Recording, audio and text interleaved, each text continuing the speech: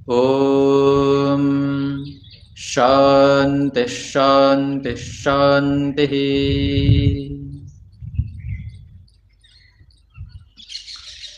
यज्ञशाला में उपस्थित आदरणीय मुनि जी, समादरणीय माता ज्योत्सना जी, गुरुकुल के आचार्य धर्मेंद्र जी, उपस्थित सभी सज्जनों, प्रिय विद्यार्थियों, माताओं, बहुत सारी चीजें हम और आप मिलकर के जन्म से लेकर के अंत तक सीखते रहते हैं, लेकिन कुछ चीजें ऐसी होती हैं जो हमें सीखने से नहीं बल्कि जहां हम रहते हैं वहां से अनायास मिल जाती है। और उन सब चीजों में एक है हमारी भाषा, जो हमें वहां से मिलती है जिनके बीच में हम रहते हैं। इसीलिए जब कोई नया व्यक्ति हमसे मिलता है तो हम ये जानने का प्रयास करते हैं कि ये कहां से है, किस प्रदेश से है, किस जिले से है। और ये हम पूछते बाद में है, पहले अनुमान लगाने का प्रयास करते हैं। और वो अनुमान कैसे लगाते हैं? अधिकतर उस व्यक्ति की भाषा से, किस टोन में बोल रहा है। आप राजस्थान में रहते हैं, अगर कोई नागौर की तरफ का व्यक्ति हो या थोड़ा और जैसलमेर की तरफ का हो, तो आप थोड़ा उसकी आवाज से, उसकी टोन से, भाषा से लगभग अनुमान लगा लेंगे कि आप वहां से आए हुए हैं। हम जब अपने क्षेत्र में रहते थे या यहाँ गुरुकुल के में आने के बाद भी लोग आते रहते थे शिविर आदियों में, तो टोन से पता चल जाता था कि अगर कोई व्यक्ति उत्तर प्रदेश का है तो किस जिले का है। हर जिले की अपनी एक अलग भाषा है, एक टोन है, बोलने का तरीका ही बिल्कुल अलग है। कोई दूसरा व्यक्ति, अजनबी व्यक्ति नहीं पहचान पाएगा, लेकिन जो उस भाषा से परिचित है वो पहचान लेगा। यानी जो हम बोलते हैं वो ये बताता है कि हम किस परिवेश से हैं, वो ये बताता है कि हम किस वातावरण में पले बढ़े हैं। इसलिए हमारे शास्त्रकारों ने कहा है कि अगर किसी व्यक्ति के कुल को जानना हो तो उसकी भाषा से जानिए। उसकी भाषा बता देगी कि कुल कैसा है, अच्छा है, नहीं है, संस्कार कैसे हैं, परंपराएं कैसी हैं, आदतें क्या हैं वहां की, वो भाषा बताएगी, बोलने का तरीका बताएगा। इसलिए व्यक्ति को सबसे अधिक काम जिस पर करना चाहिए वो है हमारी भाषा, क्योंकि ये अकेली ऐसी चीज है जो हमें दूसरों के सामने प्रस्तुत करती है। हमारे कर्म तो बाद में आएंगे, हमारा व्यवहार तो लोगों से बाद में शुरू होगा। सबसे पहले तो हमारा परिचय प्रारंभ होगा, और परिचय हमारी भाषा से शुरू होता है। और भाषा जिस तरह की बन जाती है, कर्म भी वैसे ही बनते चले जाते हैं। इसलिए भाषा पर बहुत ध्यान देना चाहिए। हमारे शास्त्रकारों ने एक नियम लिखा है कि व्यक्ति को हमेशा एक छलनी लेकर घूमना चाहिए। छलनी जैसे दूध छानते हैं, बिल्कुल वैसी छलनी लेकर चलना चाहिए, और उस छलनी से छान करके ही सारे काम करने चाहिए। तो एक अच्छा सा श्लोक है, दृष्टिपूतम न्यसेत पादम, वस्त्रपूतम जलम पिबेत, सत्यपूतम वदेत वाचम, मनः पूतम समाचरित। यहां पूतम का मतलब है पवित्र करके, साफ करके। ठीक वैसे ही जैसे आप गौशाला से दूध लाते हैं तो पहले नीचे छलनी लगा देते हैं, और छलनी से जो शुद्ध दूध है नीचे निकल जाता है, कचरा कचरा बाहर रह जाता है। ठीक वैसे ही हर काम में एक छलनी की जरूरत पड़ती है। हमारे बोलने में, हमारे सोचने में, हमारे चलने में, हमारे खाने पीने, हर काम में छलनी की आवश्यकता पड़ती है। क्योंकि ऐसा कभी नहीं हो सकता कि हम लोग जो भी कर रहे हैं अगर बिना सोचे करें तो वो अच्छा ही हो। बड़े से बड़ा विद्वान, बड़े से बड़ा साधक व्यक्ति भी अगर बिना सोचे समझे करने लगे तो ढेरों गलतियां करेगा, हजारों गलतियां करेगा। और ये आप देखते भी होंगे, हम सब अपने व्यवहारों में देखते हैं कि हमारा मन तो करता है कि गुस्से में कुछ भी बोल जाए, लेकिन फिर अपने आप को रोकते हैं, नहीं ये नहीं बोलना। भले ही अंदर से आवेग आ रहा है फिर भी नहीं बोलना। भले ही मन कर रहा है कि चार बातें सुना दें पर नहीं बोलना। इसलिए जब भी किसी दूसरे के सामने मुंह खोलें तो थोड़ा संभल कर खोलें। अच्छा, कमाल की बात है, सबसे ज्यादा आनंद इसमें आता है। आप कभी झगड़ लीजिए एक दूसरे से, और झगड़ करके सबसे अधिक अच्छा तब लगेगा जब बाद में आप सुना कर आ जाएं, उसे चार बातें बोल कर आ जाएं। और कोई व्यक्ति आपको कुछ बोल दे, सुना दे, और आप चुप खड़े रह जाएं, अंदर ही अंदर सालता रहेगा, मन करता है एक बार और मिल जाए, ये चार बातें तो बोल कर आऊंगा। करता है, सबको मन करता है, घरों में बहुत मन करता है। घरों में झगड़ा इस बात का होता है, घरों में किसी ने किसी का कोई सामान थोड़ी चुराया होता है। एक ही घर में चार पांच लोग रह रहे हैं फिर भी झगड़ा होता है, किस बात पर? सुनाने में बहुत मजा आता है, बोलने में बहुत अच्छा लगता है। और सबसे अच्छी बात यह लगती है कि अंतिम बात मेरी होनी चाहिए, अंतिम बात किसी दूसरे की नहीं होनी चाहिए। आप झगड़ों में नोट करेंगे, छोटी छोटी चीजों में बहुत रस आता है, बहुत आनंद आता है। जैसे दूसरे व्यक्ति की कमी दिखा करके बड़ा मजा आता है कि ये तुम्हारे अंदर कमी है, स्वीकार करो। फिर उस गलती पर उसे बोल करके बहुत अच्छा लगता है। झगड़ा हो जाए तो झगड़ा तब समाप्त होना चाहिए जब आखिरी बात मेरी हो। बोलने और बोल करके उसमें रस लेना ये आदमी की मूल प्रवृत्ति है। लेकिन शास्त्र कहते हैं नहीं, हर बात नहीं बोली जा सकती, हर बात नहीं कही जा सकती। इसलिए उन्होंने कहा एक छलनी लगाई है। तो श्लोक में सबसे पहली पंक्ति क्या थी? दृष्टिपूतम न्यसेत पादम। जब भी आप कोई एक भी कदम बढ़ाएं, उसे कदम बढ़ाने से पहले आप छान लेते हैं कि आगे कुछ गड़बड़ तो नहीं है, धरती ठीक है कि नहीं है, कदम रखा जा सकता है कि नहीं रखा जा सकता है, ऊंचा नीचा है कि नहीं। और किससे छानते हैं आप? ये माप तोल किससे करते हैं? हाँ बोलो ना, आंखों से। दृष्टिपूतम न्यसेत पादम, आंखों से छान करके कदम आगे बढ़ाइए। लगे कि ठीक है तो कदम बढ़ाइए, नहीं तो नहीं बढ़ाइए। फिर दूसरा वाक्य कहा, वस्त्रपूतम जलम पिबेत, पानी पीजिए। कैसे? छान कर। किससे छान कर? कपड़े से छान कर। आज भी जो छलनियां आती हैं, उन छलनियों में कपड़ा ही होता है। आपके यहाँ जो आरओ लगा हुआ होता है, जिससे आप छान करके पानी पीते हैं, उस आरओ में भी कपड़ा लगा हुआ होता है, कपड़ा लिपटा होता है, उस कपड़े से छन करके पानी आता है। हालांकि हमें लगेगा कि नहीं, श्लोक में लिखा है वस्त्रपूतम जलम पिबेत, शायद 100-150 साल 500 साल पहले की बात कर रहे हैं। कपड़े से छान के जब लोग पानी पीते थे। आज कौन पीता है कपड़े से छान कर पानी? नहीं, कपड़े से छान कर ही पीते हैं आज भी। आप दुनिया कितनी ही आगे क्यों ना चली जाए, पानी कपड़े से छान कर ही पिया जाएगा। हालांकि आप उसको मशीन का रूप दे दें, पर रहेगा कपड़ा ही। लेकिन आगे बहुत महत्वपूर्ण बात कही, सत्यपूतम वदेत वाचम। जब भी आप कुछ बोलें तो ये छान लें कि सच है कि नहीं है। अगर सच है तो बोलें, सच नहीं है तो नहीं बोलें। यहां पर एक छोटा सा सिद्धांत आता है कि सच को छान करके सच सच बोल दें, झूठ झूठ फेंक दें, कैसे पता चलेगा क्या सच है क्या नहीं है? दुनिया में हर चीज हमें सच ही लगती है। अगर दुनिया की हर चीज को बोलते जाना सच है तो बस बोलते जाओ सुबह से शाम तक। ये माइक है, ये कपड़ा है, ये मेज है, देखो मैं कितना सच बोल रहा हूं। सुबह से शाम तक ऐसे हजारों सच बोलते रहो। जब मैं पिछले 2-3 वर्ष पहले सत्यार्थ प्रकाश पढ़ा रहा था, तो उसमें सत्य को लेकर के थोड़ा सा लोगों के प्रश्न आए कि आप जो सच की परिभाषा करते हैं, वो सच की परिभाषा तो गड़बड़ है। क्योंकि मेरा मानना यह है कि दुनिया में कोई भी तथ्य बोल देना वो सच नहीं होता, बल्कि सच वो होता है जिससे दूसरे का भला होता हो। एक अच्छा निर्णय ही सच होता है। लोगों ने कहा एक अच्छा निर्णय सच कैसे हो सकता है अगर उसमें तथ्य ठीक नहीं है तो? हमारा सच को मापने का, सच को जानने का तरीका थोड़ा सा अलग है। हम सच किसे कहते हैं? तो ऋषियों ने एक बात लिख रखी है, जैसा मन में हो वैसा वाणी में होना चाहिए, और जैसा वाणी में हो वैसा व्यवहार में होना चाहिए, उसे हम सच कहते हैं। सत्य वांग मनसी, मतलब हमारा मन और वचन दोनों सत्यमय है। लेकिन सच का मतलब क्या है? किसे कहेंगे सच?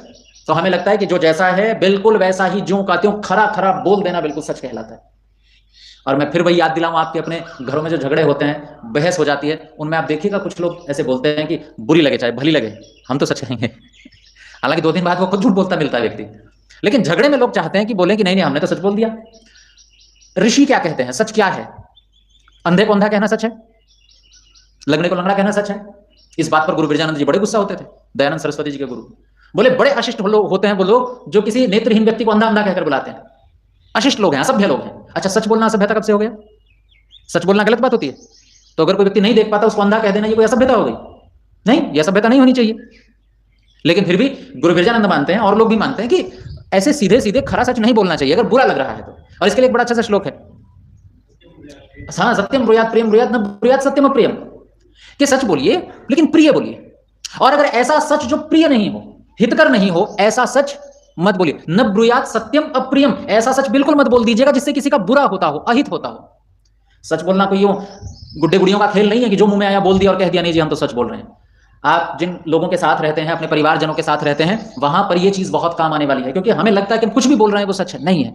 तो सच है क्या? एक बड़ा अच्छा सा उदाहरण दिया जाता है इस बारे में। सच को लेकर के बड़ी बहस होती है। पहले मान्य हमारे आचार्य लोग रहा करते थे, तब भी बड़ी बहस चलती थी, सच क्या, सत्य क्या। तो उनमें से कईयों का एक पक्ष रहता था और वो एक उदाहरण दिया करते थे। वही बड़ा प्रचलित सा प्रसिद्ध सा उदाहरण है कि मान लो आप सड़क पर खड़े हो, सड़क पर से गाय गुजर रही है और पीछे पीछे कसाई दौड़ रहा है। कसाई ने आकर पूछा आपसे गाय किधर गई, तो क्या कहोगे?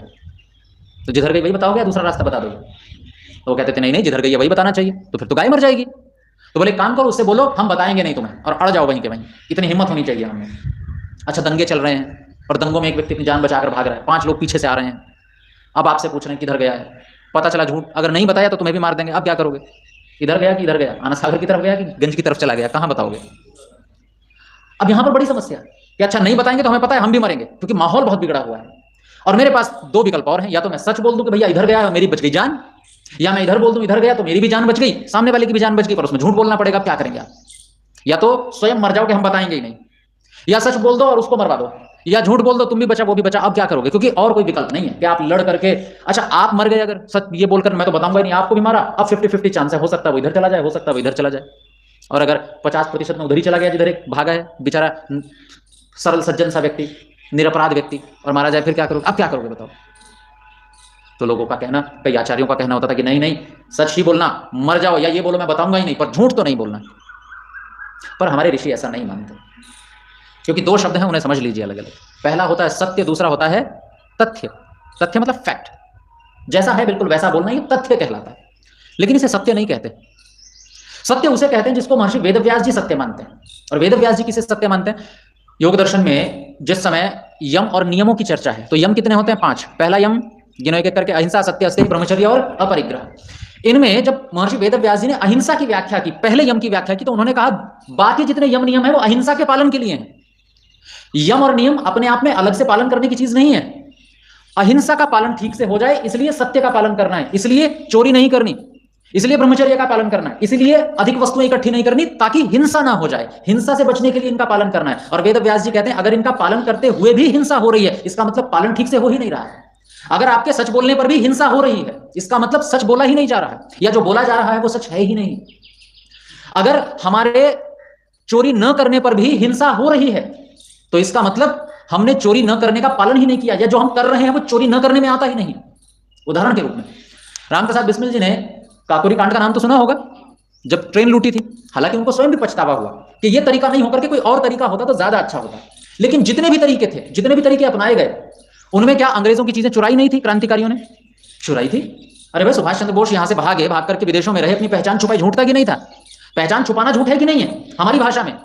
लेकिन अगर हम ये सोचें कि उचित था कि अनुचित था, तो सही था कि गलत था? छुपाना चाहिए कि नहीं? तो छुपाना चाहिए। अल्फ्रेड पार्क में अगर चंद्रशेखर आजाद गए हुए हैं और किसी ने जानकारी दे दी कि वहां अल्फ्रेड पार्क में गए हुए हैं चंद्रशेखर आजाद, घेर लो, घेर करके मार दिया, घेर लिया उन्हें। जिसने बोला सच बोला कि नहीं बोला? और सच बोलना तो पुण्य होता है, तो पुण्य किया कि नहीं किया? है जी, पुण्य किया कि नहीं किया? फिर नहीं कहीं नहीं, ये तो पाप कर दिया। अजी पाप कैसे किया जब सच बोला? नहीं, सच और सत्य और तथ्य में अंतर होता है। तथ्य बता देना मात्र सत्य नहीं होता। सत्य की एक शर्त है जो महर्षि वेदव्यास जी ने लिखी है, योग दर्शन में, भाष्य में लिखी है। उन्होंने कहा हाँ ठीक है, सत्यवांग मनसी, कि जो मन में है वो वाणी में आ जाना ये सत्य है, लेकिन फिर वो आगे कुछ शर्त कहते हैं कि सत्य में इन इन चीजों का तो ध्यान रखना ही चाहिए। फिर वो कहते हैं जो बोला गया है, अगर वो बोला गया दूसरे को समझ में ना आए, हमने इस तरह से बोला है, दूसरे को समझ में ना आए ऐसा बोला, गुड़ करके कुछ भी बोल दिया, या ऐसे दो चार वाक्य बोल दिए कि सामने वाले को समझ में ही नहीं आई मेरी बात, या समझ में आई तो गलत समझ में आ गई, या जो बोला गया वो अधूरा बोला गया ताकि सामने वाले को गलत जानकारी मिल गई। हम बहुत करते हैं, बच्चे बड़े सब करते हैं कि जब हम किसी को सच बताना ही होता है या लगता है कि नहीं पकड़ा जाएगा अब तो हम आधा वाला सच बोलते हैं। आचार्य जी पूछते हैं कहाँ गए थे तुम, तो हमें पता है हम कहाँ गए थे, हम सो रहे थे, हम छत के ऊपर जाकर के सो रहे थे, सबकी समय था व्यायाम करने का। तो आप क्या बोलेंगे? जी मैं बस छत पर गया था। झूठ बोला कि नहीं बोला? नहीं, छत पर ही तो गए थे, लेकिन ये आधा सच। आचार्य अच्छा छत पर गए थे, ठीक है। और अगर ये बताते नहीं कि छत पर गया था और जाकर के सो गया था 1 घंटा 1.5 घंटा, अब पिटाई होगी। तो आपने जो बोला छत पर गया था वो सच है कि नहीं? सच नहीं। आपको लगता है ऐसा सच है, पर वो सच नहीं है, क्योंकि वो जानबूझकर ऐसा बोला गया कि सामने वाले को गलत जानकारी मिल जाए और मेरी बात आई गई हो जाए। अगर हम किसी को वंचित करने के लिए, छलने के लिए कुछ बोल रहे हैं और वो हमें लग रहा है सच है, तो वो सच नहीं है। इसे वेदव्यास जी ने कहा कि जो हम बोल रहे हैं अगर वो वंचित नहीं है, सा यदि न वंचिता, अगर वो किसी को ठगने के लिए नहीं है या फिर आधी अधूरी जानकारी नहीं है, तब जाकर वो सच है, नहीं तो सब झूठ है। हमने जितना बोला सब झूठ है। और इसके बाद फिर वेदव्यास जी कहते हैं अगर इतना सब होने के बाद भी आपने किसी को छलने के लिए नहीं बोला, आपने आधी अधूरी जानकारी नहीं दी, लेकिन इसके बाद भी अगर वो सच किसी दूसरे का अहित करता है, अगर वो सच किसी दूसरे की प्राण पर संकट ला देता है, तो वो सच नहीं है। इतना सब होने के बाद भी अगर वो कहते हैं कि यदि लोकोपघाता यस्यात्, अगर वो दुनिया के पर बुरा करता है तो वो सच नहीं है, बल्कि वो कहते हैं सच लगता हुआ झूठ है, शुद्ध झूठ है। लग रहा है कि सच बोल दिया पर शुद्ध झूठ है। तो सच क्या है फिर? सच है कि हम ये सोच समझ कर बोलें कि कब किसका क्या हित अहित हो रहा है। मेरी एक बात अगर किसी का बुरा कर सकती है और मेरी वही बात अगर थोड़ा अलग बोला जाए किसी का भला कर सकती है, तो भले को चुनिए, क्योंकि सत्य शब्द यही कहता है। व्याकरणानुसार सत्य शब्द बना कैसे? सत्य शब्द बना है सत से। सत मतलब अस्तित्व, होना। और जो मेरी बात, जो मेरा वाक्य किसी के होने को सुरक्षित रखे, यानी किसी के अस्तित्व पर कोई चोट ना पहुंचे, तभी वो सत्य है। अच्छा, गड़बड़ कहां होती है? गड़बड़ यहां होती है कि जब हम पुण्य कमाने के लिए सच बोलना शुरू कर देते हैं।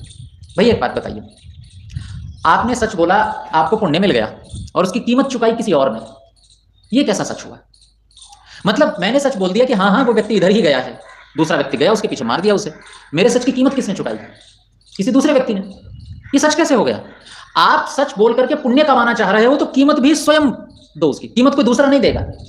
और मैं इसीलिए कहता हूं, अगर कोई कहे कि नहीं जो हम बोल रहे हैं, अगर वो तथ्य बोल रहे हैं, उसको बोलना मात्र सत्य, तो सुबह से शाम तक आप सच बोलिए, कितना पुण्य इकट्ठा कर जाएंगे। पुण्य तो सबको करना है ना, अगले जन्म में मनुष्य बनना है, बढ़िया वाला मनुष्य बनना है, बढ़िया विद्वान बनना है, अच्छे माता पिता के घर जन्म लेना है।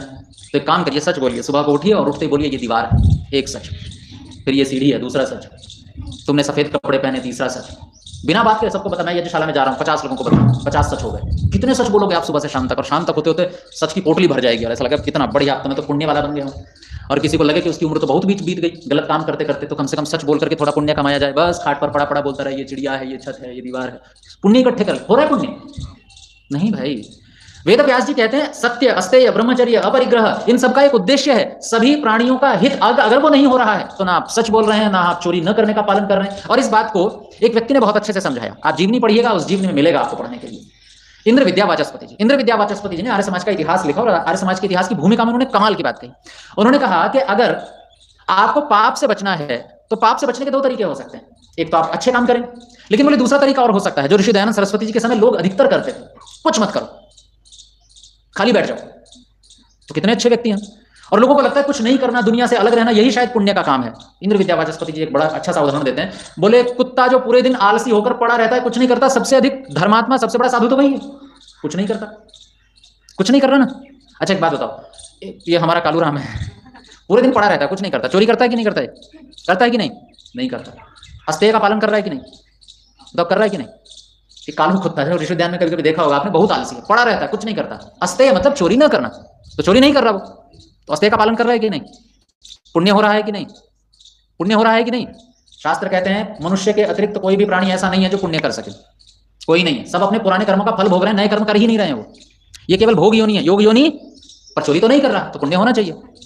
अच्छा, अपरिग्रह का मतलब होता है आवश्यकता से अधिक संग्रह नहीं करना, जितने की जरूरत नहीं है वो इकट्ठा मत कीजिए। तो वो कर रहा है कि नहीं कर रहा है? ऐसा जितने की जरूरत नहीं है वो इकट्ठा नहीं कर रहा है। गाय देखो, गौशाला है, जितना चारा चाहिए उतना लेती हैं, बाकी कोई उठाकर थोड़ी ले जाती है, कल खाऊंगी इसको मैं, बढ़िया वाला रिजका आया है आज, ऐसा थोड़ी करती हैं। या आज किसी ने तरबूज ला के डाले हैं तो 50-60 तरबूज अपने कोने में ला के इकट्ठा कर लेनी, कल खाएंगे इसको, ऐसा थोड़ी करती हैं। तो परिग्रह कर रही है कि नहीं? परिग्रह कर रही है क्या? इकट्ठा कर रही है? नहीं कर रही। अपरिग्रह का पालन हो रहा है कि नहीं? हो रहा है। ब्रह्मचर्य का पालन जानवरों से अच्छा कोई करता ही नहीं है, कोई नहीं करता, तो वो पुण्य कर रहे हैं कि नहीं? अरे नहीं कर रहे हैं भाई, मनुष्य को छोड़कर कोई पुण्य कर ही नहीं सकता, क्योंकि पुण्य शुरू होता है विचार से। जब हम एक लक्ष्य को लेकर के कुछ करते हैं कि मुझे किसी का हित करना है, मुझे किसी का बुरा नहीं करना, जब हम ये सोचकर कोई कदम उठाते हैं उसे हम कहते हैं पुण्य। और कुत्ता, बिल्ली, जानवर, पशु, पक्षी ये सोचकर नहीं करते कुछ भी, तो इसलिए वो पुण्य। कमाल की बात है, झूठ वो बोलते नहीं है, चोरी वो करते नहीं है, परिग्रह वो करते नहीं है, ब्रह्मचर्य का पूर्ण पालन करते हैं, फिर भी धार्मिक नहीं हुए। और हम तुच्छ से इंसान कुछ भी बोलकर धार्मिक बनना चाहते हैं। इसका मतलब धार्मिकता की शुरुआत होती है विचार से। अगर मेरे विचार में किसी का भला करने की भावना नहीं और मैं सुबह से लेकर शाम तक तथ्य बोलता जा रहा हूं तो वो सत्य नहीं है। और इसका एक सरल सा उदाहरण समझिए, कोई भी वकील कोर्ट में खड़े होकर झूठ नहीं बोलता है, कोई भी नेता मंच पर खड़े होकर के झूठ नहीं बोलता है। मंच पर खड़े होकर जब वो आंकड़े पढ़ता है ना, हमारी सरकार ने इतना काम किया, इतना काम किया, इतना काम किया, इतने पैसे वहां लगाए, झूठ बोलता है क्या? सच बोलता है, सच में इतने लगाए हैं। पर वो ये वाला सच नहीं बोलता कि इतने जो पैसे लगाए गए थे ना, बीच में से आधे तो मैंने ले लिए थे, आधे रिश्तेदार को दिलवा दिए थे, आधे फिर आगे कर्मचारियों ने खा लिए थे, आम जनता तक तो थोड़े से पहुंचे थे। ये तो नहीं बताया उसने, जबकि पता है कि नहीं उसको? पता है, पर बताता है कि नहीं? नहीं बताता। तो सत्य बोला कि नहीं? नहीं, उसने केवल तथ्य बोला है, फैक्ट बोले हैं, पर उस तथ्य के पीछे जो भावना छिपी हुई है उसको तो छिपा गया वो। इसलिए हम किससे क्या बोल रहे हैं ये महत्वपूर्ण नहीं है, हमारी इंटेंशन क्या है, हमारी भावना क्या है, ये महत्वपूर्ण है। क्योंकि कई बार हम दूसरे को सच बोलकर भी छल लेते हैं, सच बोलकर भी छल लेते हैं, किसी को सच बोल देंगे और व्यक्ति का नुकसान करवा देंगे। इसके लिए मैं एक उदाहरण देता हूं, 1 मिनट बची है बस, कि मान लीजिए 2 भाई हैं, 2 भाई मिलकर के बढ़िया व्यवसाय कर रहे हैं, बढ़िया उनका व्यापार चल रहा है, लेकिन उन भाइयों में से एक भाई ने कभी 10 साल पहले, 15 साल पहले अपने दूसरे भाई के साथ कोई छल किया था। गलती से हो जाता है, सब कर लेते हैं, सबसे कहीं ना कहीं गलती हो जाती है, तो उसने भी कर दिया था किसी लालच में आकर के। लेकिन आज दोनों एक दूसरे के प्रति बड़े समर्पित हैं, एक दूसरे के प्रति बड़े श्रद्धालु हैं, मिलकर के काम चला रहे हैं। और ये बात बगल वाले दुकानदार को पसंद नहीं आ रही, क्योंकि उनकी दुकान बढ़िया चल रही है, क्योंकि दोनों भाई मिलकर के कर रहे हैं, इसकी दुकान उतनी बढ़िया चल ही नहीं रही है। अब ये कहेगा बड़े वाले भाई के पास, तुम्हें पता है तुम्हारे छोटा भाई जो है ना, इसने 15 साल पहले तुम्हारे साथ एक गड़बड़ हुई थी ना, इसी ने की थी। सच बोला कि नहीं? इंटेंशन क्या है, भावना क्या है? ताकि इन दोनों में दरार पड़े, व्यापार नीचे, मेरा वाला बढ़िया चले। सच बोलकर भी हम दूसरे का बुरा करते हैं। तथ्य बोला लेकिन वो सत्य नहीं था, इसलिए सच बड़ा सोच समझ करके बोला जाता है। कोई, मैं कह रहा था ना, गुड्डे गुड़ियों का खेल नहीं है कि हमने कुछ भी बोल दिया और सच हो गया। अगर उसमें दूसरे के हित की भावना नहीं है, अहित करने की भावना है, अगर उसमें दूसरे को ठगने की भावना है, अगर उसमें दूसरे को गलत जानकारी पहुंचाने की भावना है, तो वो सत्य, तथ्य होता हुआ भी सत्य नहीं है, मतलब वो सत्य है ही नहीं। ऐसा वेद व्यास जी का मानना है। इसलिए हमारी भाषा केवल वो नहीं है जो हम शब्दों से बोलते हैं, हमारी भाषा वो है जो हमारे मन में बैकग्राउंड में चल रही है, वो हमारी मूल भावना है। और इस भावना को ठीक करने के लिए हमें सत्यपूतम वदेत वाचम, सच से छान करके वाणी बोलनी चाहिए। नहीं तो इस श्लोक में लिखा नहीं होता कि सच से छान करके बोलिए, बस लिखा होता कि जो मन में आ रहा है बोल दीजिए। नहीं, पहले सच की छलनी बीच में लगाइए। मतलब जो ठीक ठीक हो वो बोल दीजिए, बाकी रोक लीजिए, भले ही वो तथ्य क्यों ना हो, भले ही वो एकदम वो बातें क्यों ना हो जो सच में हो रही हैं, फिर भी रोक लीजिए उनको, नहीं बोली जा सकती, बहुत बुरा हो जाएगा अगर बोल दिया तो। सरकारें करती हैं, सरकारों के पास खजाना कम है या कुछ, अभी पिछले दिनों युद्ध चल रहा था, युद्ध में पेट्रोल के दाम बढ़ने वाले थे, या पेट्रोल का जो हमारा जो आपातकालीन भंडार होता है वो कम हो गया था, तो सरकारें बोलती थोड़ा ही है, बोल देंगी तो पैनिक मच जाएगा, आम जनता परेशान हो जाएगी, सड़कों पर आ जाएगी, खरीदारी करनी शुरू कर देगी, इकट्ठा करना शुरू कर देगी पहले। तो इसलिए चीजें वो बोलिए जिससे समाज, संसार, हमारे आस पड़ोस के लोग सब सुखी रहें, यही सत्य है। तो समय हो गया है, आज की बात को यहीं विराम देते हैं। आप सबका बहुत बहुत धन्यवाद, और जो आज की बात है उसको घर में ले जाकर पालन कीजिएगा कि जो जो मुंह में आए वो सब नहीं बोलते जाना, और फिर बाद में ये कह दो बुरी लगे चाहे भली लगे हम तो सच बोल रहे थे, नहीं, सोच समझ कर बोलिए, परिणाम अच्छे आने चाहिए। आज दिनांक 7 जून, आज श्रीमान अगस्त्य विक्रम जी कोलकाता से हैं, आज आपका जन्मदिवस है। आपने अपने जन्मदिवस पर अतिथि यज्ञ के होताओं की श्रृंखला में परोपकारिणी सभा को 5100 रुपए की दान राशि देकर के एक समय के भोजन की व्यवस्था की। परोपकारिणी सभा आपका हार्दिक धन्यवाद करती है। साथ ही साथ आपके जन्मदिवस पर आपके शुभ, मंगलमय, उज्ज्वल और समृद्ध जीवन की परमपिता परमेश्वर से प्रार्थना करती है। शांति पाठ। ॐ द्यौः शान्तिरन्तरिक्षं शान्तिः, पृथिवी शान्तिरापः शान्तिरोषधयः शान्तिः, वनस्पतयः शान्तिर्विश्वे देवाः शान्तिर्ब्रह्म शान्तिः, सर्वं शान्तिः शान्तिरेव शान्तिः, सामा शान्तिरेधि। ॐ शान्तिः शान्तिः शान्तिः। जो बोले सो अभय। मर्यादा पुरुषोत्तम श्री रामचंद्र जी की, योगीराज श्री कृष्ण चंद्र जी की, महर्षि दयानंद सरस्वती जी की, भारत माता की, गौ माता की, आर्य समाज, वेद की ज्योति, ओम का ध्वज, प्रणव ध्वनि, ओम।